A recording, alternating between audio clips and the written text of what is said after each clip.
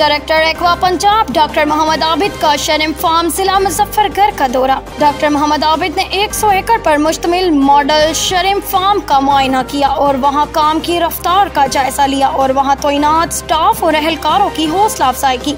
इस मौका पर डायरेक्टर फिशरीज बायोडाइवर्सिटी चश्मा मियांवाली मलिक मोहम्मद रमजान, जो इस शरीम फार्मिंग प्रोजेक्ट को सरप्राइज कर रहे हैं, उनके हमरा थे।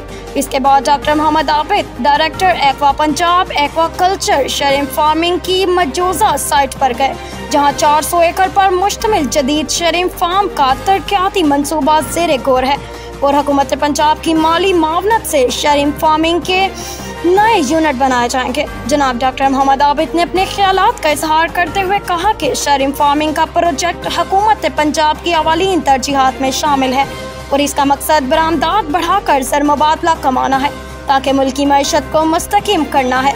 उन्होंने मज़ीद कहा कि महकमा फिशरीज पंजाब शरीम फार्मिंग में दिलचस्पी रखने वाले फार्म्स को हर मुमकिन सहूलियात हम पहुँचाने में कोशा हैं। याद रहे कि यह शरीम फार्म मुजफ्फरगढ़ शहर से तकरीबन 20 किलोमीटर के फासले पर बमकाम सरवर जंग रोड पर बनाए जा रहे हैं।